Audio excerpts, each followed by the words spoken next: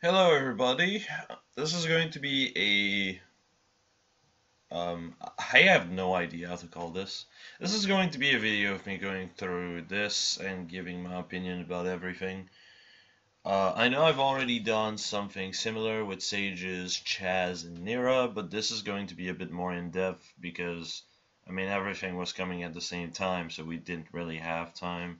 And also everyone was talking at the same time, which, yikes. That was, not great.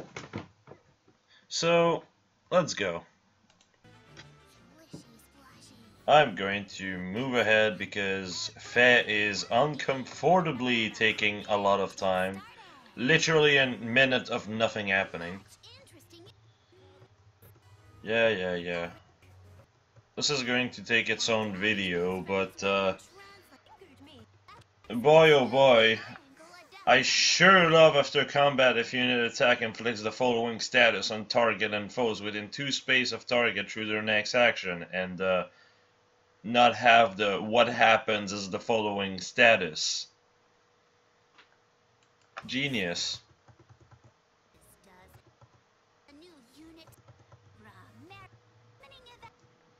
They're coming on August 20th! Who the fuck fucked up this part of the stream is beyond me. Like, how can you be so incompetent?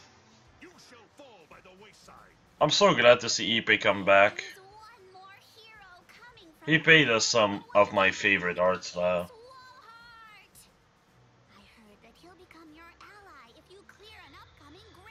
Sadly, he's worse stat-wise than Frederick, but his weapon not being DC actually helps, because 16 res with DC is just pointless.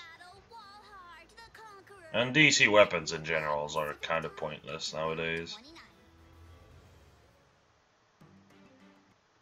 Outside of PvE, obviously.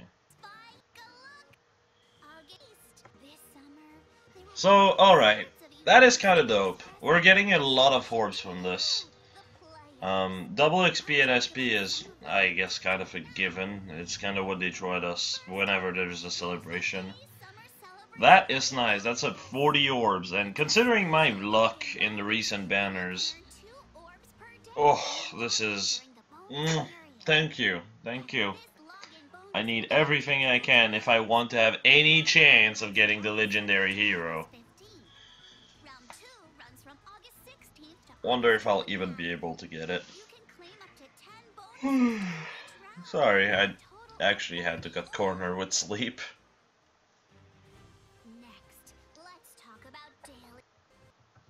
Yeah. So basically we're getting another 20 orbs.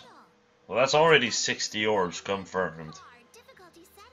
For literally no reason, just thrown at us. So that's amazing. But this is not the big focus. This is the big focus. I've been saying this for a while. It felt like we needed to have a Tempest trial that would just bring back old reward, and I'm so glad to see that's the case.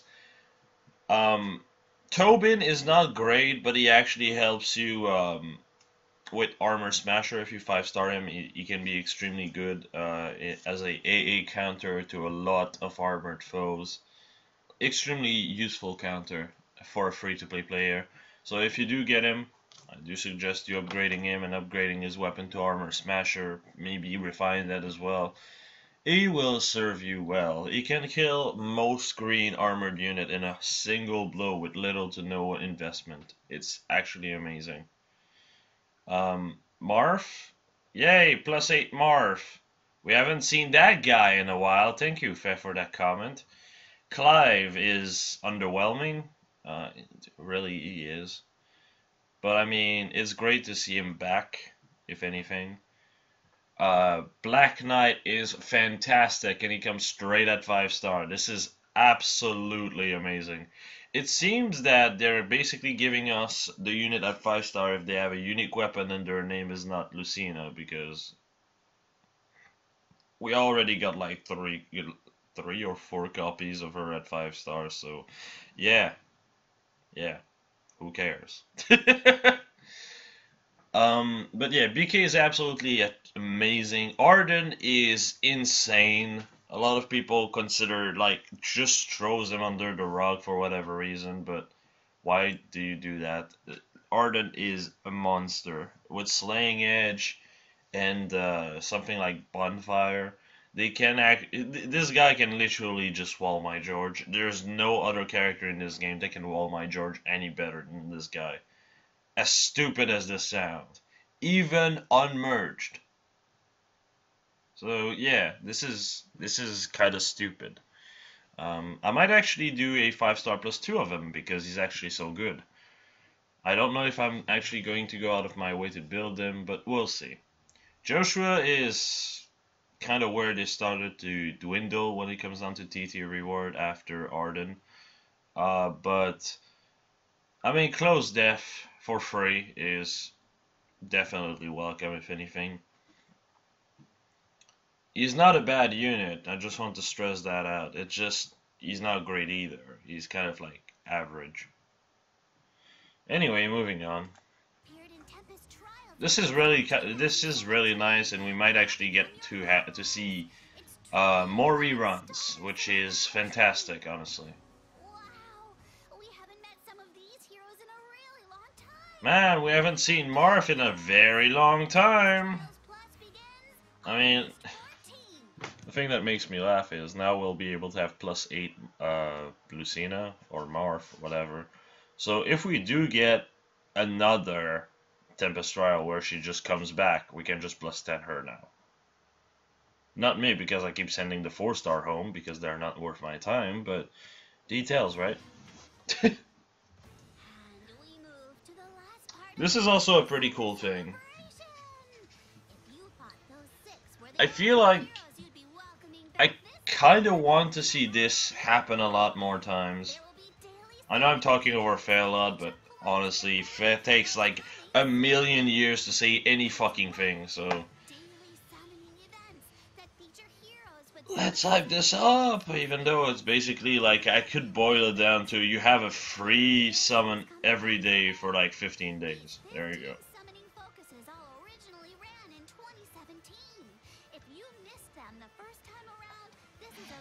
So, a few things to take away from this.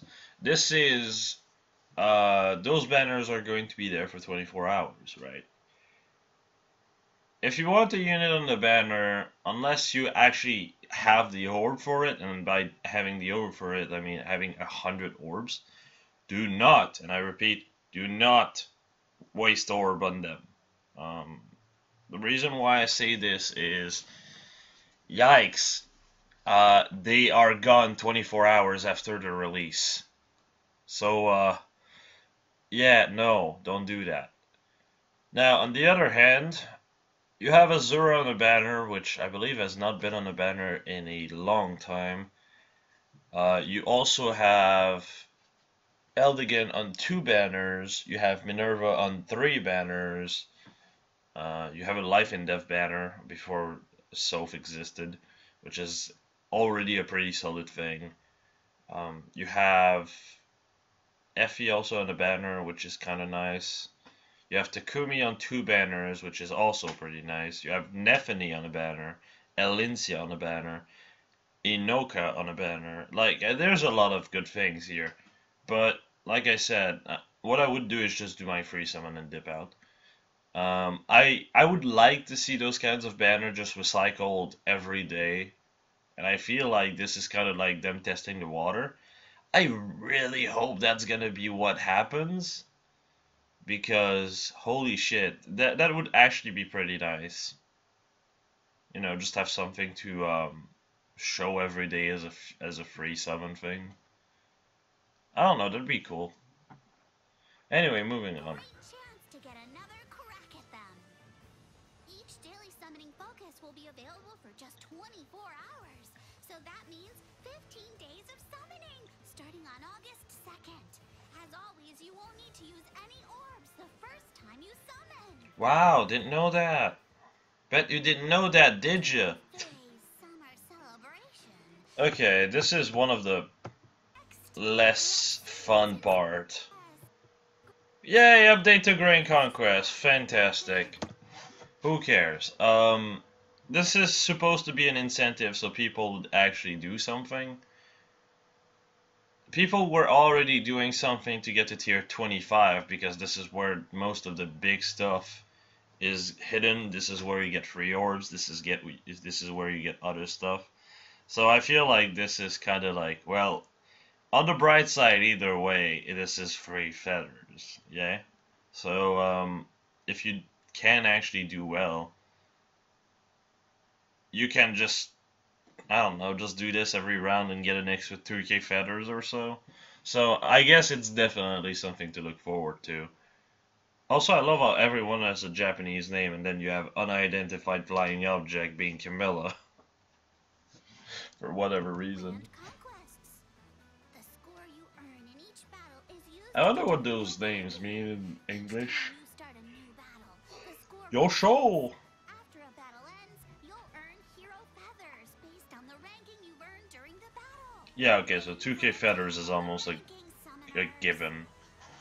So you can like, you can get something like 15k feathers now from Grand Conquest, which doesn't change my opinion of how I feel about the mode.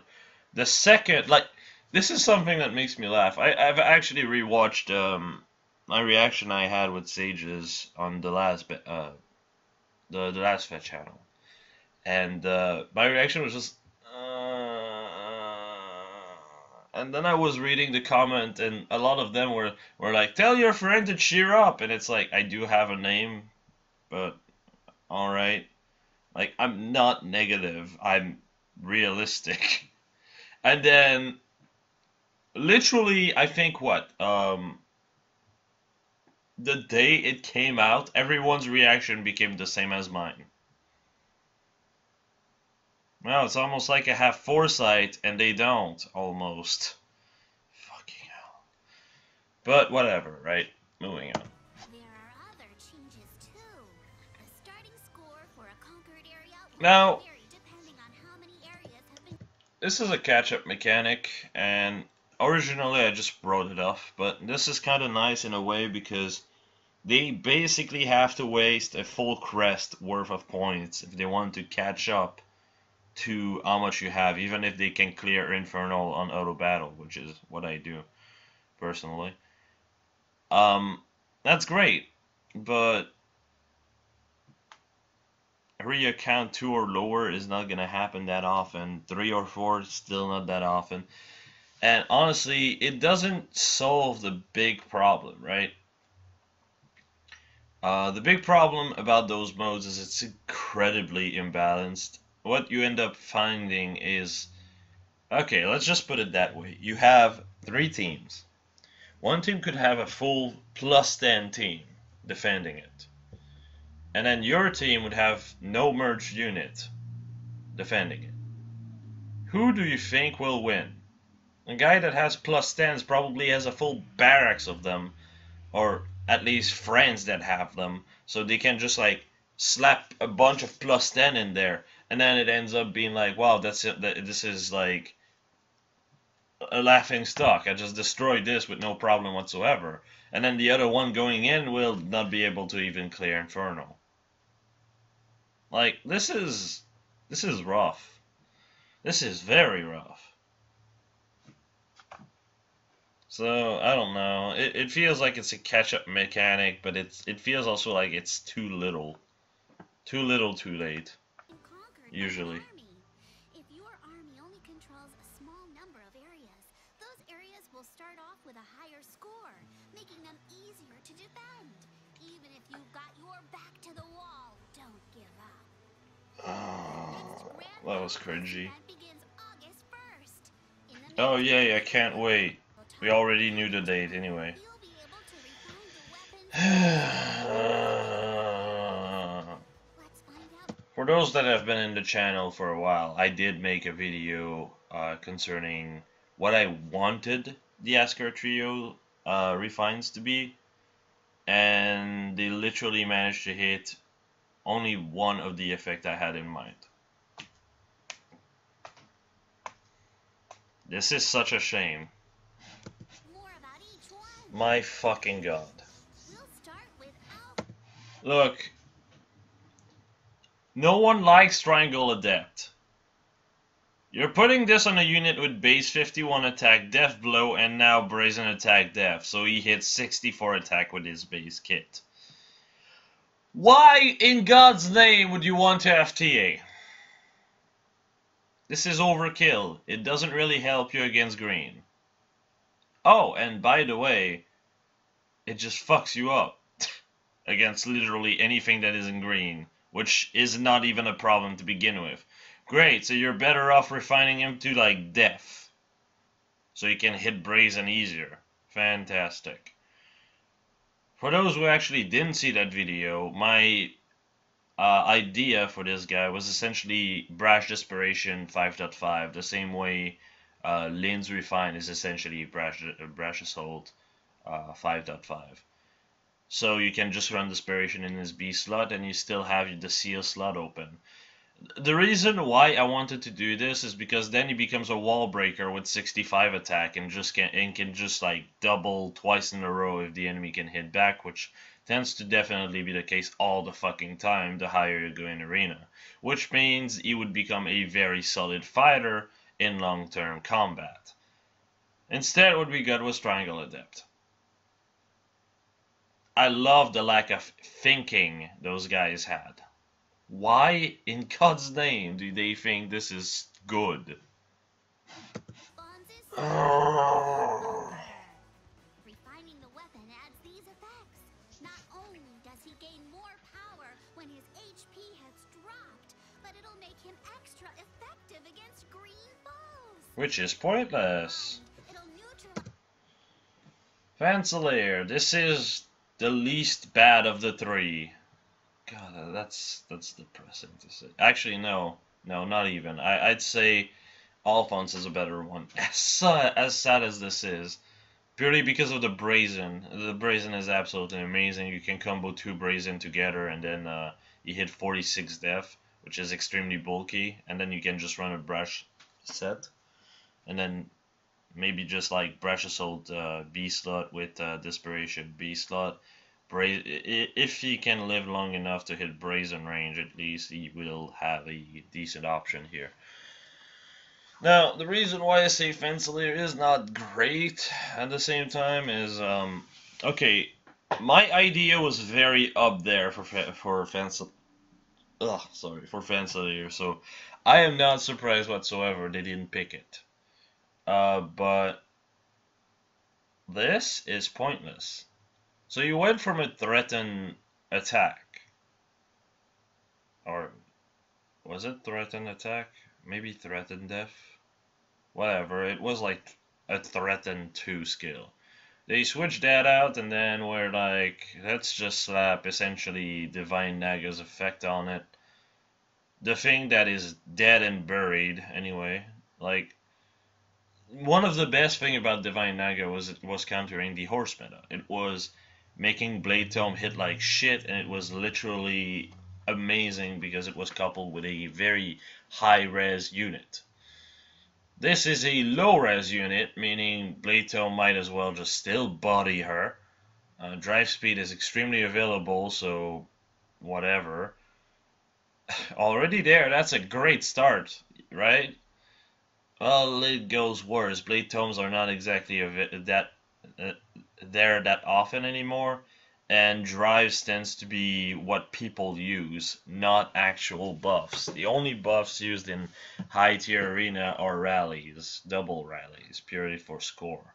So this is like extremely pointless for a base effect. But at the bright side, then she gets a bond effect. Look, okay, bond makes sense with her character, actually. I'm fine with that, but why speed? Why speed? I guess it helps her if she runs Swordbreaker to deal with Zelgius, since it will block his Bold Fighter. Yay. This is stupid.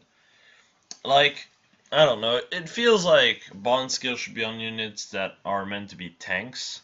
So usually people that don't have a speed stat to begin with. Characters like Lucas can really abuse it. Crom can abuse it.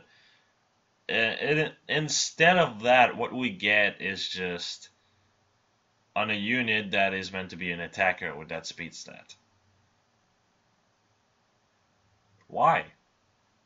Why do they think this is a good idea? Whatever. Oh, also, for those who are curious what my choice was when it came down to Sharina. Sharina basically had a debuff spectrum. I was building on her debuff. So she was debuffing everything by 3. And then she would take the collective amount of debuffs, add them together, divide them by 2, and add that as her extra stats. So if you had ploy support, she would become a lot better as well. Like if you would run double ploy, for example, she would, on top of the debuffs, she would end up with 8, like +8 on every stat instead of +6 on every stats. Stuff like that is definitely amazing, and it's more dependent on yourself, which is really good in my opinion. So you can actually just, attack, get out of there, and it's not limited to you having your unit next to you.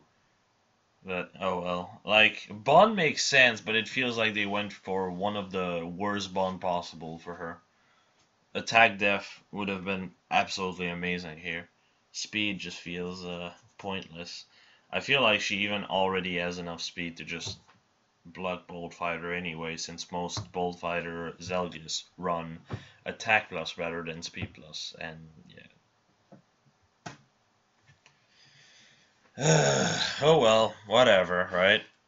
Increase her speed and def during combat if she's next to an ally. Since Sharena's goal is to become friends with all the heroes, Sharena, yay. the axe wielded by Commander This doesn't fix the issue Anna has. I feel like this is the problem, right? They don't care about what the problem a unit has. They only care about, is this like complementary with the base effect or something like that. And if there's nothing that is really complementary, they just go, "Order, add random skill from the hat. Let's see what is the dumb skill we'll had on Alphonse's weapon. Ooh, TA, let's go. What about Sharena? Ooh, speed def bond." Like, I don't know. It feels like there's no thinking whatsoever.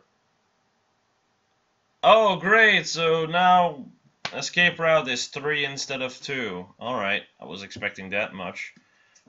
This was also a part of what I was expecting for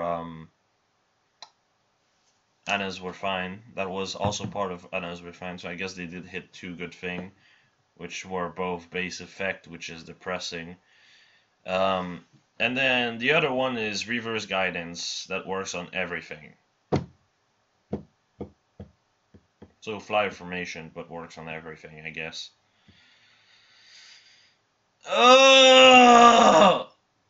I'm sorry, but why? Why would you do any of this?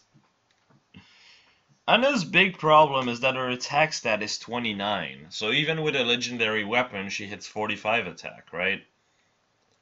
So, what most people tend to do is end up switching her weapon out for Slaying Edge or Wrath, not Wrath, or like a Wodao Axe, which now will become more available, thankfully, and then combo this with Wrath to make up for a terrible, terrible attack stat. My idea of a refine was essentially Wrath 1.3.5, in the sense that it was buffing her damage by 15.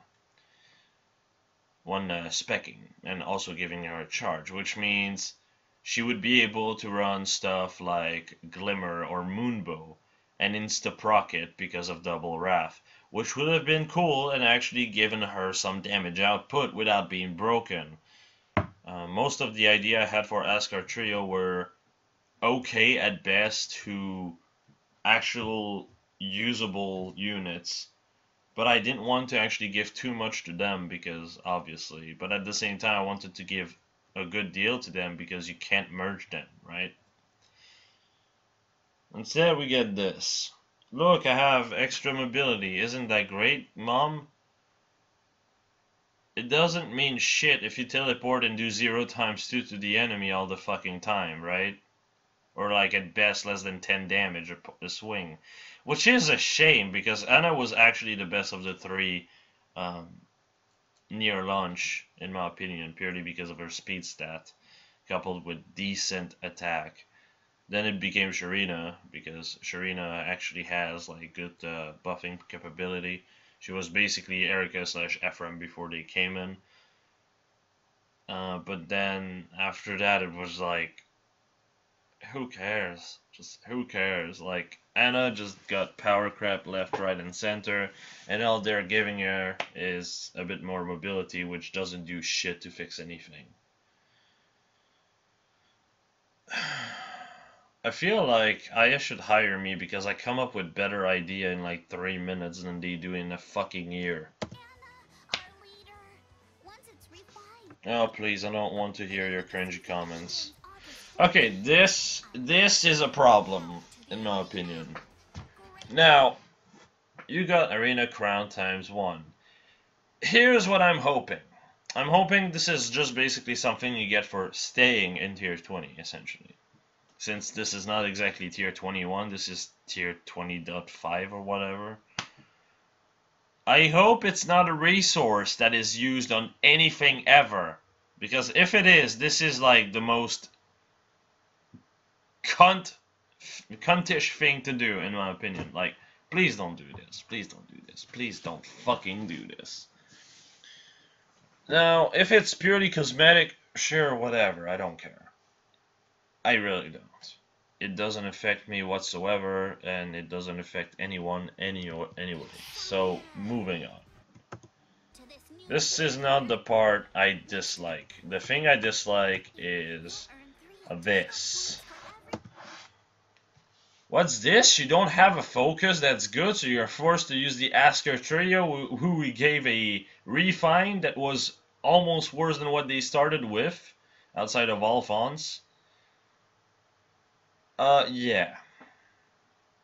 I will go more in details about those refine, honestly, once I make a video on them. I don't know if that's gonna be today. I think today I'll focus on the banner refine myself. But yeah.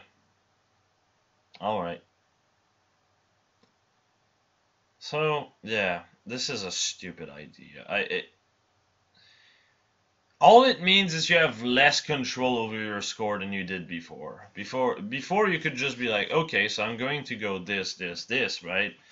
And I'm going to spend crest to aim for my best score. And then that's it. Now you have to do that and hope the enemy actually has stuff your focus can take down. Why? Why is this a thing?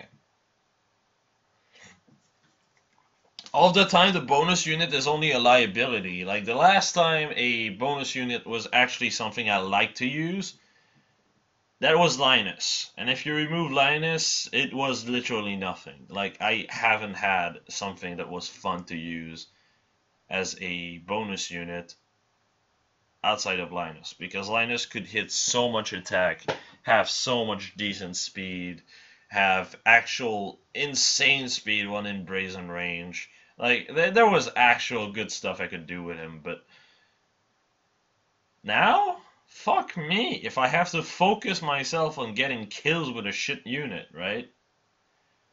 Just think of people who can't actually get focus. Oh look, you're free to play, so you don't summon outside of, like, say, legendary banner. I'm thinking of people like Akaris, who has a free to play account.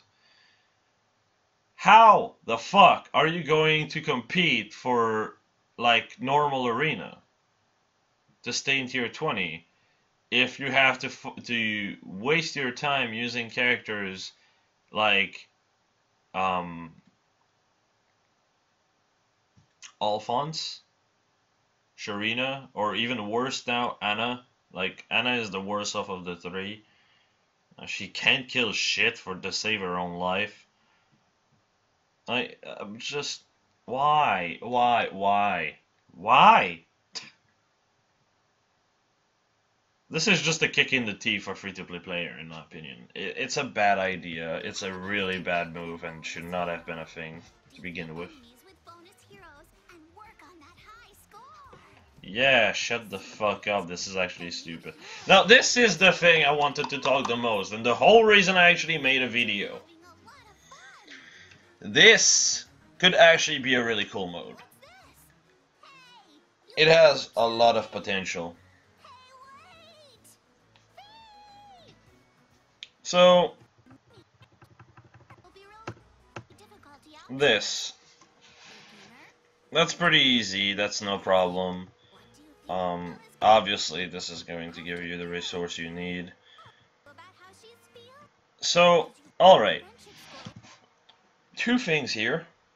Small badges reward. Thank you. We need those more than the great badges. They're fucking useless. But support conversation in the style of Fire Emblem. Yes, please. It feels like that can actually be something I would like to see. Especially since we have a... actually, let me just use my tablet a moment. We have a section called...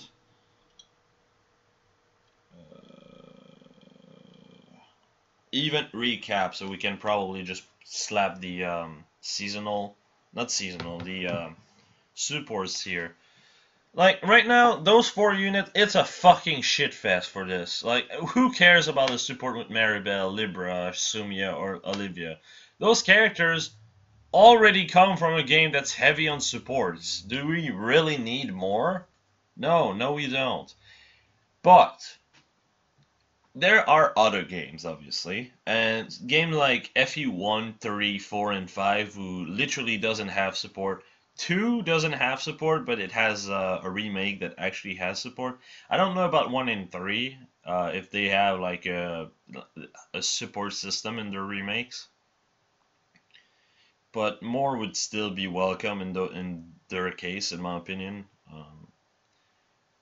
But I'm a big Jude Grohl fan. Anyone who has been here for a while knows this. I mean, Ira is my plus 10 that I use all the time. I have a plus 10 Aldigan as well. That's just, you know. But Jude Grohl doesn't have supports. It has a few conversation, but those conversation can be like very easily missed or dismissed. And I would like to see a few conversation that just cannot happen in their game. For those who are not curious, this is a big spoiler to some extent, but it's if you've ever heard about Arvis, you probably already know the spoiler. The game is separated in 2 generations, and the parents are killed. The parents of the first generation are killed. Now, the reason why I point this out is because the children unit never meet their actual parent. Eris never meets Eldigan, for example. Seliph never meets Sigurd, for example. Deirdre never meets Seliph either, even though Deirdre actually lives, I believe. She loses all of her memory, so that's a shame.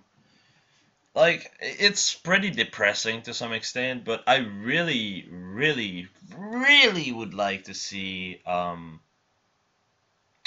like, interaction between them, right? So, this is a fantastic mode if they ever do another FE4 banner and then do this with them. Right now they're doing Awakening, but it feels like they're testing the water more than anything. They did make a few off comments here and there that was actually pretty nice over characters that just don't meet each other. For example, Ares actually has a line in the lobby if you talk to him. One line where he talks about his father and how I finally got the chance of meeting my father. He's everything my mother has said. No, actually, he's even more than this. He's the ideal knight, I believe. Something like that is what he says. And that's actually really nice because they don't actually meet each other. So, this is cool. He actually meets his father. Can you imagine if you had, like, say, oh, I don't know, a forging bond with, say, Eldigan, Lachesis, Nana, and Eldigan, not Eldigan, Ares, sorry, all talking together. Because what they're saying in this event is essentially, we're going to have support with those characters. We don't have any supports with any of the genealogy slash Draca character. So that's nice. But on top of it, they also said that if you hit like the highest support rank with every character, you have a cutscene including all 4 of them. Now this depends on how they actually do it, because they could definitely butcher this. Please don't. It's actually something I'm hyped for a change.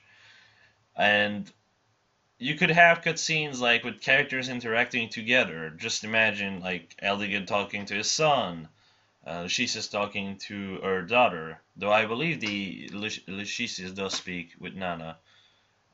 This is why she actually knows about something in particular that Nana tells to Ares, which is a huge plot point, and it can completely be missed if you don't actually marry Lachesis to anyone. Yep. RIP. Actual closure to a story could be missed. Yeah, this is a thing with genealogy, but still, you have so many things you can do, and yeah. Like, there's so many character interaction I would like to see. Ira meeting your daughter, for example. Or Ulster, I believe, is the name of her son, because she does give birth to 2 characters. Stuff like that. Like, it's mostly Jude Girl for me, obviously, but I mean, there's other things, like, oh, like, can you imagine if that was a thing back when the first genealogy banner was out? And like the Dirge we've got just kind of lost their memories, so it could be maybe I'm just giving an example here. It could basically be a bond with between Sigurd and Deirdre, and they talk with each other, and Sigurd basically makes Deirdre remember about this, and like I feel like that would be adorable. There's just so many things they can do with this. It has a lot of potential.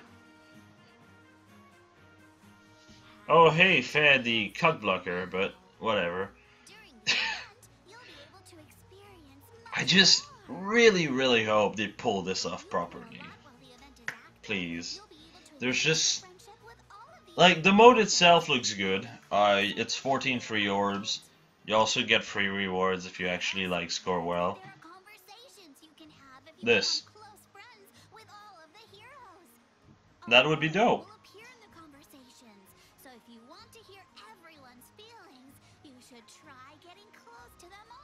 Everyone's feelers.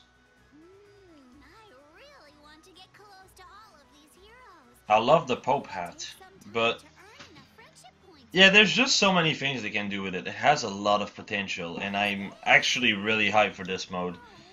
I just hope they execute it well, please. IS, if there's anything I want you to do properly, it's not fucking up this mode for me, please.